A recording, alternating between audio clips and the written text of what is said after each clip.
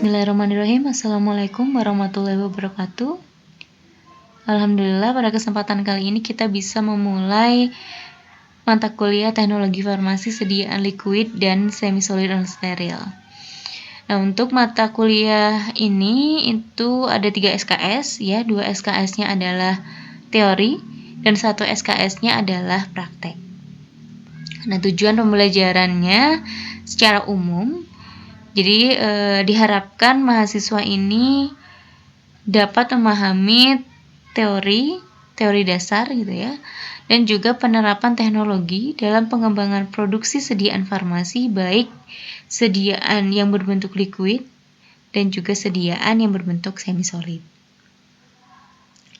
Nah, pada kesempatan kali ini saya akan membahas berkaitan dengan pendahuluan pada mata kuliah teknologi farmasi sediaan liquid dan semi-solid dan steril. Nah, untuk poin-poin penjelasannya itu yang pertama berhubungan dengan berbagai bentuk sediaan farmasi. Kita akan pelajari berkaitan dengan dasar pembuatan obat, itu apa saja. Kemudian komponen-komponen dari berbagai bentuk sediaan farmasi itu apa saja. Nah, selain itu kita juga akan mempertimbangkan yang berhubungan dengan proses biofarmasetika obat ya di dalam tubuh. Atau kalau kita bicara biofarmasi ini yaitu bicara tentang proses yang berhubungan dengan keadaan sediaan farmasi saat obat ini digunakan sampai obat siap untuk nanti diabsorpsi. Ya, jadi prosesnya nanti apa saja kita bahas ya. Oke, sebelum kita mempelajari tentang macam-macam sediaan farmasi steril maupun non-steril, kita bahas terlebih dahulu untuk hal-hal yang menjadi dasar dalam memilih dan juga membuat suatu sediaan farmasi.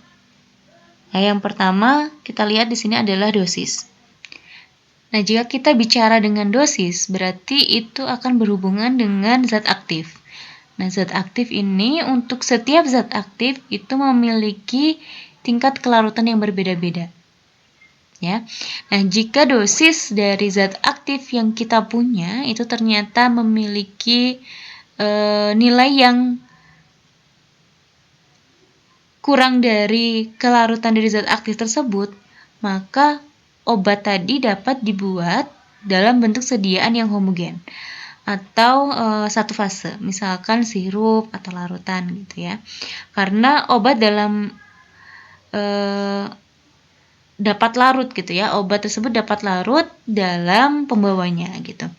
Nah, lain jika dosis obatnya itu lebih dari nilai kelarutan dari zat aktifnya, maka obat tersebut itu tidak akan dapat terlarut di dalam media pembawanya.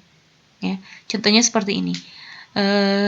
Misalkan paracetamol ya, paracetamol ini dia memiliki tingkat kelarutan kita misalkan adalah 1:10 ya, artinya 1 gram larut dalam 10 mili air.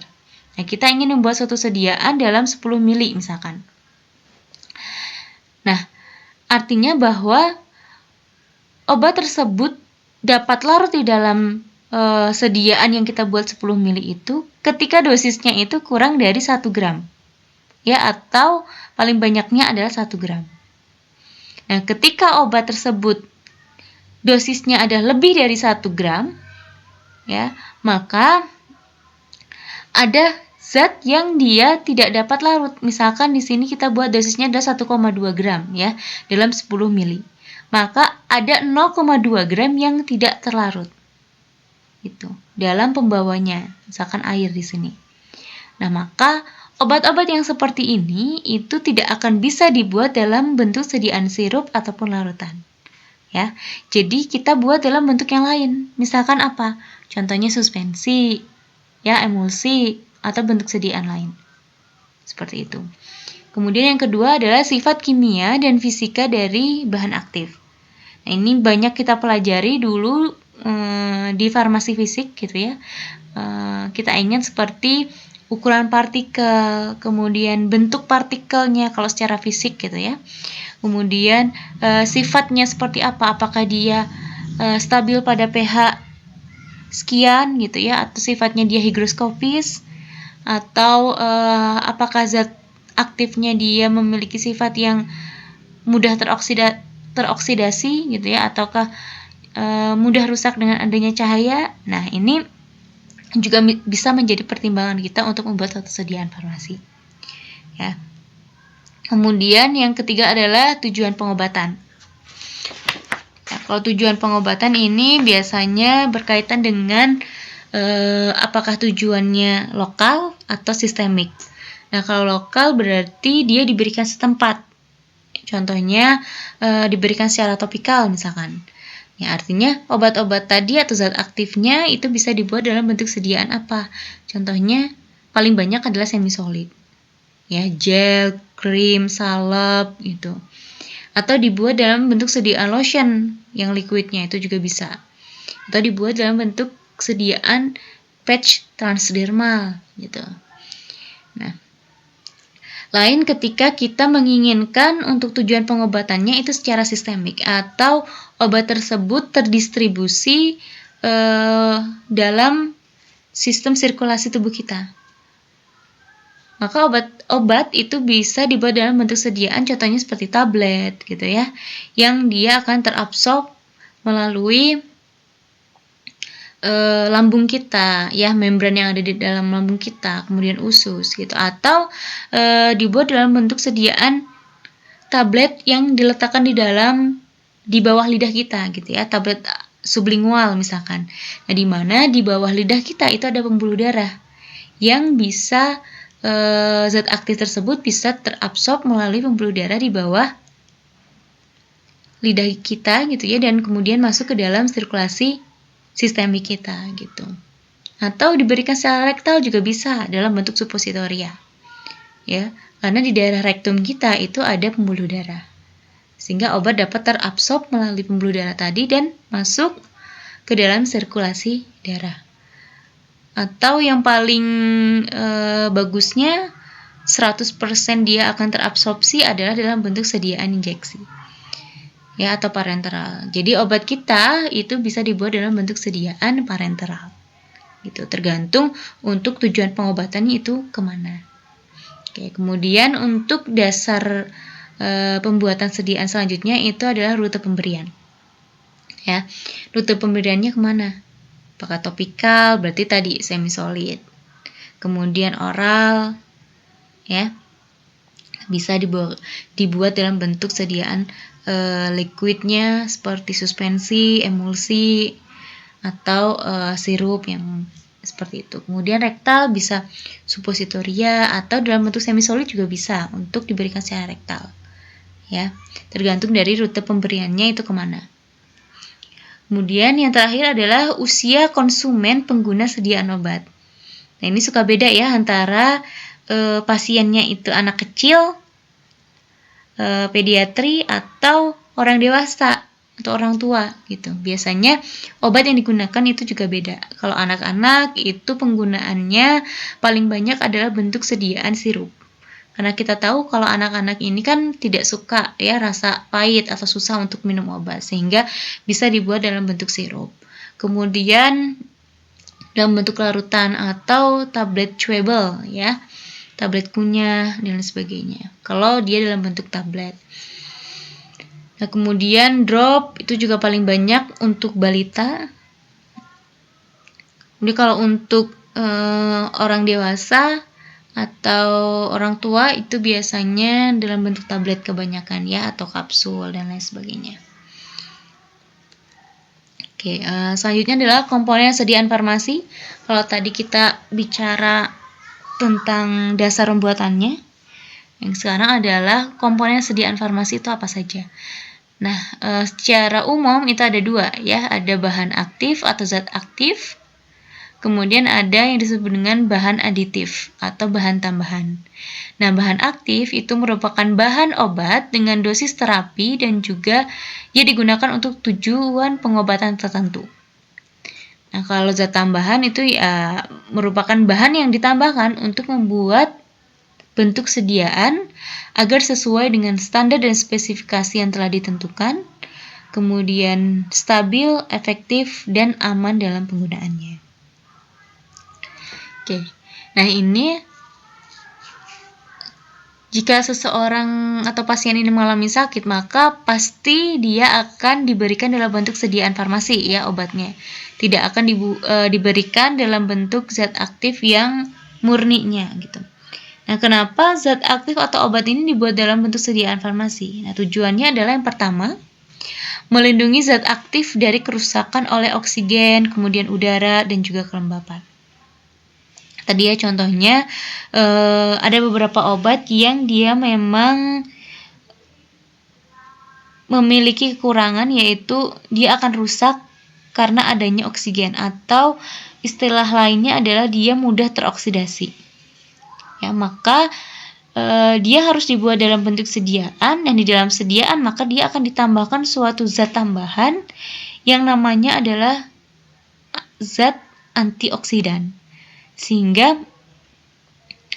zat tambahan antioksidan ini dia berfungsi untuk mencegah proses oksidasi dari zat aktif tersebut.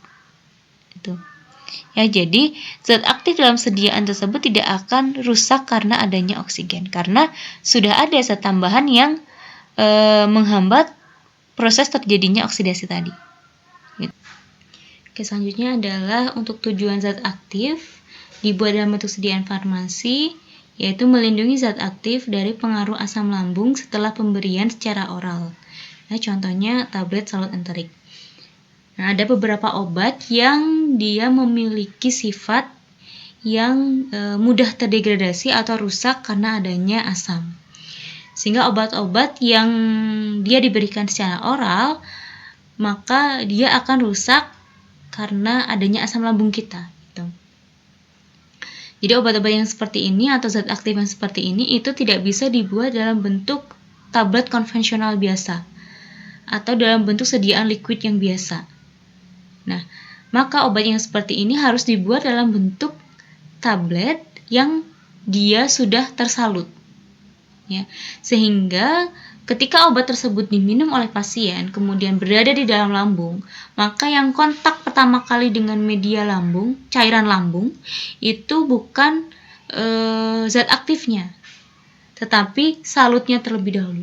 Sehingga salut pada tablet salut ini melindungi rusaknya zat aktif dari asam lambung kita.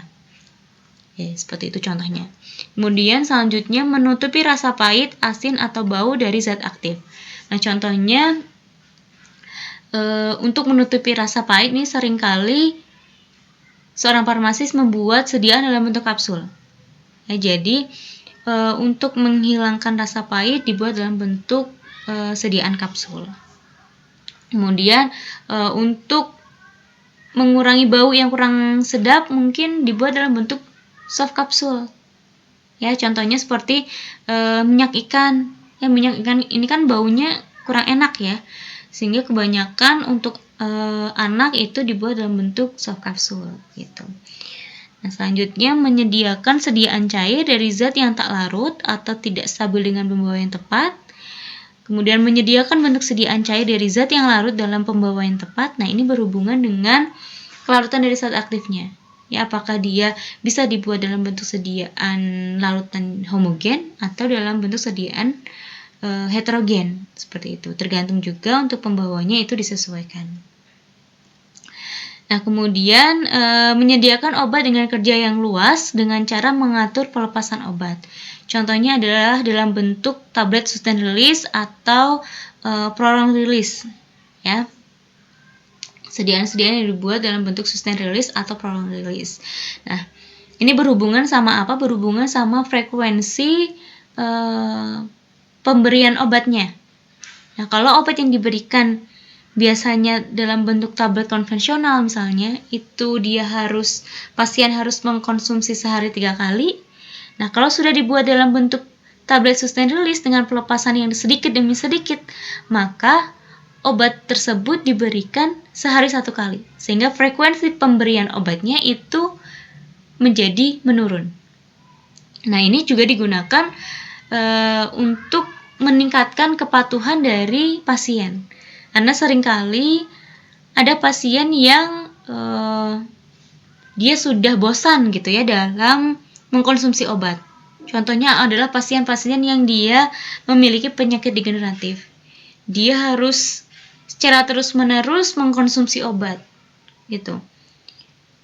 Kalau sehari 3 kali, ini kan dapat menyebabkan pasien menjadi tidak patuh ya. Maka tablet sustained release atau prolonged release ini itu sangat-sangat dapat meningkatkan kepatuhan dari si pasien tersebut. Selanjutnya adalah meningkatkan kerja obat yang optimal dari tempat pemberiannya. Nah, ini biasanya berhubungan dengan zat tambahannya ya. Contohnya adalah ketika obat diberikan dalam bentuk sediaan suppositoria. Nah, pemilihan basis ini sangat berpengaruh sekali terhadap proses pelepasan zat aktifnya dalam bentuk sediaan. Nah, contohnya biasa untuk suppositoria itu basis yang digunakan yaitu oleum kakao atau lemak coklat. Nah, lemak coklat ini dia sangat mudah melebur pada suhu tubuh, sehingga dapat meningkatkan proses liberasi atau pelepasan, proses disolusi, dan juga proses absorpsi dari si obat tadi. Atau dalam hal lain, itu pemberiannya dalam bentuk sediaan oral misalkan. Nah, zat tambahan atau zat aktif yang dia suka larut dalam air, dia dapat ditambahkan zat tambahan berupa misalkan maltodextrin. Contohnya ya. Nah, maltodextrin ini dia memiliki suatu atau dia karakteristiknya itu kalau dilihat secara mikroskopik dia berongga. Nah, rongga ini dapat memuat zat aktif yang dia tidak larut di dalam air. Sedangkan maltodextrin ini dia memiliki kelarutan yang bagus di dalam air. Nah, sehingga maltodextrin ini sangat membantu sekali terhadap kelarutan atau membantu tingkat kelarutan dari si zat aktifnya. Nah, jadi akan berkorelasi juga dengan proses disolusinya dan juga proses absorpsi dari si zat aktif tadi. Sehingga semakin cepat obat tersebut tersedia di dalam sirkulasi darah. Sehingga efeknya adalah ke aktivitas farmakologinya. Efek farmakologinya menjadi lebih cepat. Seperti itu. Nah, untuk bentuk sediaan farmasi itu ada 2. Ada steril, ada non-steril. Nah, kalau yang steril itu biasanya rute pemberiannya secara parenteral, baik itu intradermal, subkutan, intramuskular, intravena, intratekal, dan intraperitoneal. Kemudian ada juga yang diberikan melalui rute mata, hidung, dan juga telinga. Nah, kalau yang melalui rute parenteral itu dia bisa dalam bentuk injeksi ya atau infus. Nah, injeksi itu biasanya dalam bentuk larutan, suspensi, emulsi, atau suspensi rekonstitusi. Nah, kalau infus ini paling banyak ada dalam bentuk larutan. Kemudian kalau untuk pemberian ke mata itu biasanya dalam bentuk tetes mata dan juga salep mata ya. Dia dioleskan melalui mukosa mata. Kemudian kalau hidung dan juga telinga itu biasanya dalam bentuk tetes, baik itu bentuknya larutan ataupun suspensi.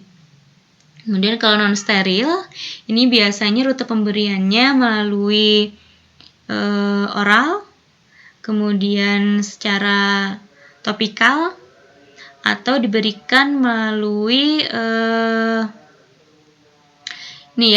dalam bentuk rektal ya, atau rute pemberiannya secara rektal. Nah, kalau yang diberikan secara oral itu bisa dalam bentuk solid ya, baik itu tablet, kemudian serbuk, atau tablet yang diberikan melalui sublingual atau bukal ya, tablet sublingual atau bukal. Kemudian ada juga dalam bentuk sediaan liquid, sirup, eliksir, kemudian emulsi, suspensi, seperti itu. Nah, untuk sediaan topikal ini biasanya adalah dalam bentuk semi-solid, baik gel, salep, krim, pasta, atau patch transdermal itu juga bisa. Nah, kalau untuk sediaan suppositoria atau diberikan secara rektal itu paling banyak dalam bentuk suppositoria, kalau ke vagina itu dalam bentuk ovula. Nah, ada juga yang dalam bentuk, kalau ke rektal ini bisa dalam bentuk semi-solid, ya. Gel ataupun krim itu ada. Nah, kemudian ini adalah prinsip dan konsep dari bentuk sediaan larutan, dimana kalau untuk sediaan larutan itu terdiri dari dua zat, ya. Yang pertama adalah solvent, yang kedua adalah solut. Kalau solvent ini adalah zat pembawa, ya, bisa dalam bentuk air atau dalam bentuk non air. Kalau non air ini contohnya biasanya digunakan dalam sediaan larutan eliksir, ya. Di sana ada zat pembawanya selain air itu ada alkohol, kemudian sirup simplek, gliserin misalkan, propenglikol. Nah, itu salah di antaranya, ya. Kemudian kalau solut atau zat terlarutnya itu biasanya bisa dalam bentuk solid, ya, atau padatan, atau dalam bentuk liquid atau cairan. Nah, untuk larutan itu sendiri larutan dapat diberikan melalui oral yang disebut dengan postio, ada yang diberikan secara topikal, ya, yang disebut dengan lotion. Nah, kalau yang diberikan secara oral ini dapat dibuat dalam bentuk sediaan solusio, ya, satu fase atau sediaan homogen. Ada juga yang bisa dibuat dalam bentuk sistem disper. Nah, kalau yang dalam satu fase itu ada sediaan larutan, sirup, dan juga eliksir. Sedangkan dalam sistem disper itu ada emulsi dan juga suspensi. Nah, kalau yang lotion yang diberikan secara topikal itu paling banyak adalah dalam bentuk sistem disper, yaitu emulsi dan suspensi. Oke, selanjutnya adalah pertimbangan biofarmasetik. Tadi sudah sering saya singgung terkait dengan biofarmasetik. Nah, biofarmasetik itu apa? Biofarmasetik itu adalah ilmu yang pelajari hubungan antara sifat fisikokimia zat aktif, kemudian faktor formulasi sediaan obat, dan faktor teknologi pembuatan sediaan dengan berbagai proses yang dialami obat dalam tubuh sampai zat aktif masuk ke dalam sistem peredaran darah. Jadi, dari mulai obat itu dibuat sampai obat tersebut masuk ke dalam sistem peredaran darah, nah, obat ini mengalami berbagai proses, ya. Prosesnya itu apa saja? Yaitu proses liberasi, pelepasan, proses disolusi pelarutan, kemudian setelah obat itu larut, maka obat akan terdifusi, ya, ke dalam medium cairan tubuh kita. Yang misalkan di sini mediumnya medium lambung, berarti obat akan terdifusi ke dalam medium lambung, kemudian akan terabsorb atau sebelum dia terabsorpsi dia akan mengalami proses transfer terlebih dahulu, baru obat akan mengalami proses absorpsi melalui membran atau barier tubuh dan masuk ke dalam sistem sirkulasi darah kita. Oke. Nah, untuk proses pelepasan zat aktif dari bentuk sediaannya itu tergantung dari keadaan zat aktif tersebut di dalam sediaan, ya. Ada zat aktif yang tercampur secara fisik dengan sediaannya, ya. Itu bisa dalam bentuk tablet, biasanya dalam bentuk sediaan padat. Kemudian ada zat aktif yang terlarut di dalam pembawanya, contohnya adalah suppositoria atau salep. Kemudian zat aktif yang dia terdispersi di dalam pembawa, contohnya yaitu bentuk sediaannya adalah suspensi dan emulsi. Oke. Nah, ini adalah beberapa contoh untuk proses biofarmasi sediaan obat. Yang pertama di sini adalah tablet. Jadi kalau kita meminum tablet, ya tablet itu ditelan, kemudian kontak dengan medium cairan lambung misalkan atau cairan usus, maka obat tersebut akan mengalami proses disintegrasi satu atau pecah dari tablet menjadi granul. Nah, kemudian granul dia akan mengalami proses disintegration yang kedua atau proses liberasi, yaitu pelepasan zat aktif dari sediaan granul tadi ya, atau terpisah antara zat aktif dan juga zat tambahannya. Kemudian zat aktif yang sudah terlepas tadi akan mengalami proses disolusi atau terlarut. Nah, sehingga obat yang sudah larut tadi dia akan siap untuk terabsorpsi masuk ke dalam sirkulasi darah dari tubuh kita. Nah, kemudian ini adalah biofarmasi untuk sediaan yang tablet salut ya. Untuk obat-obat yang dia sensitif terhadap asam lambung kita, maka banyak dibuat dalam bentuk tablet salut. Nah, biofarmasinya setelah ditelan, maka tablet ini akan mengalami proses pelarutan dari penyalutnya terlebih dahulu, sehingga membentuk tablet inti atau salutnya tadi sudah lepas ya, sehingga membentuk tablet inti, baru dia kemudian mengalami proses seperti tablet konvensional tadi ya, mengalami proses disintegrasi menjadi granul, kemudian granul menjadi serbuk, baru dia akan terlarut pada medium cairan tubuh kita, baru dia terabsorpsi ke dalam sirkulasi darah kita. Nah, kalau untuk sediaan larutan, dia tidak mengalami proses pecah dulu ya, tetapi dia langsung, karena bentuknya sudah dalam bentuk cairan atau larutan, maka obat tersebut akan langsung terlarut ke dalam media gastrointestinal kita. Baru kemudian selanjutnya mengalami proses absorpsi dan masuk ke dalam sirkulasi darah. Nah, kalau untuk suspensi, ini obat dia akan terdisolusi masuk ke dalam gastrointestinal kita, kemudian larut di dalam medium gastrointestinal, kemudian dia terabsorpsi dan masuk ke dalam sirkulasi darah. Oke, itu saja mungkin yang bisa saya sampaikan untuk pertemuan kali ini. Mudah-mudahan untuk penjelasannya bisa menjadi dasar kalian. Untuk selanjutnya kita akan membahas dari setiap sediaan farmasi, terutama untuk sediaan liquid dan juga semi solid. Itu saja mungkin untuk pertemuan kali ini. Semoga bisa dipahami ya, dapat dipahami. Saya akhiri, wabillahi taufiq wa hidayah. Wassalamualaikum warahmatullahi wabarakatuh.